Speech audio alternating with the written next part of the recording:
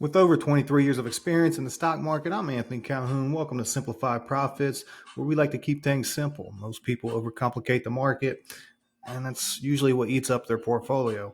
You either keep it really simple and passive and just put money to work every payday and some type of ETF, some type of S&P 500 index, or you can be more active and beat the market, which is what we do here, but we do keep it really simple. So simple it's almost passive. And today we're going to do a transparent account update. As you can see, we're close to hitting our March goal already. So our goal is 7 to 8% a month, and we only need about say 1.5% to do that, and we'll be already hitting our March goals. So keep in mind, we want to crush the market. We want to do way better than that in March, and we'll dig into the market here in a little bit. Probably just do that on a separate video, but looks like we're going to start a little pullback that's been overdue, and we'll definitely be able to get some swings in March. If not, 1.5% is very, very easy to do. Okay. So let's jump over to our positions real quick. As you can see, though, um, but we're still 19.5%. You can see where we are beating the market. NASDAQ is at 7.5%, S&P 500, 7.42%, Dow Jones 2.74%, NASDAQ 100, 7%. This data was just updated, 3/8 of 24. Let's go ahead and jump into the positions and the overall count. Bear with me. All right, as you can see, we are all cash right now. We are at 6609. We already had 20% of our income hit Friday, so we'll go over that. We'll show the transactions. But right now, we're all cash. We did enter 2 short positions on Thursday, and we exited on Friday with some profit. Probably a little too soon. We don't really like shorting the market. Totally long America, long the stock market, but market does swing both ways. So if we got to scalp 1% or 2 on the way down, we will easily do that. Now, I will lock in profit very, very quick on a short. Do not like shorting the market for much of a long term at all. All right, so this is where we sit. We are 6609. Now, available for withdrawal, we got some positions from that, basically short positions that still got to clear. So that's all we're available to withdraw. That's all we're available to invest. Come Monday, that should be back to the complete account value. That money's just got to settle. All right, let's jump into transactions real quick. And here you can see this is the deposit we made. So we got it set up to automatically 20% of our income every payday hits the account. So that is what got deposited on Friday. Now keep in mind, your income is your greatest tool to build wealth. Okay. Along with compounding profit, you need to be putting 10 to 20% of your income to work every time you get paid. Okay. You need to pay yourself first and then put that money to work. If you want to buy your freedom, the best way you're going to do it is have an army of money making you money. If you picked up and read The Richest Man in Babylon yet, pick it up. Great book. All right, and we'll take a real quick look at the trade. So this is what we entered on Thursday and exited on Friday. LABD, which is short XBI, which is a biotech ETF. We jumped in on Thursday, jumped out on Friday, made a gain of $57. Not much, but where else can you put $2K to work overnight and get $57? All right, now, yeah, obviously you could get way more riskier and make more money, but you also got the chance of risking it. When I look at the stock chart, the whole point of Simplified Profits, the book, is to be able to read investor psychology, know how to manage your risk, and to compound profits. Okay, so if you ain't picked up that book yet, make sure you do. But I could tell on Thursday market was about to pull back. Okay, you can check my Stock Twits post. But this is what we did on SOXL or SOXS, which is short semiconductors. Now, man, if I would have held that much longer, that position would have been up probably 10, 20%. Well, I don't want to say 20%, probably 10, 12%. It dropped very heavily after we got out of it. Should have definitely held that a little longer, but hey, I don't ever really look back and regret anything. I just don't like taking losses. We got one loss on the board so far this year is GD, and look at that chart. And we exited that prior to earnings. We should have held through earnings, but we didn't, just because I didn't want to take the risk. Could have went both ways. But yeah, that would have been an easy 10% swing. We thought it was going to swing up prior to earnings. Check out some of the previous videos, but it did not. No big deal.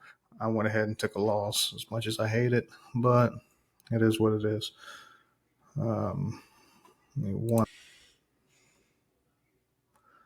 The stock charts and just take a real quick look.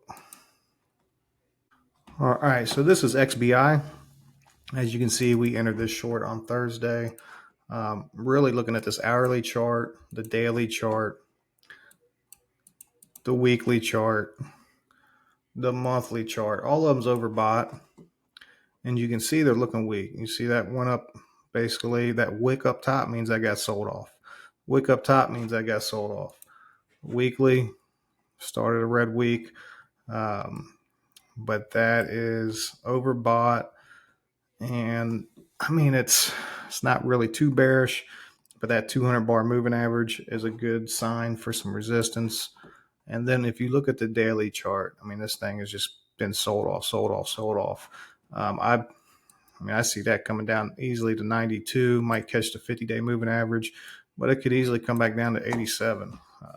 Now we are no longer short that position, but we went ahead and just try to put a little money to work. Kind of got bored. This market's been crushing it. And let's see, SPY. Let's go to the semiconductor ETFs.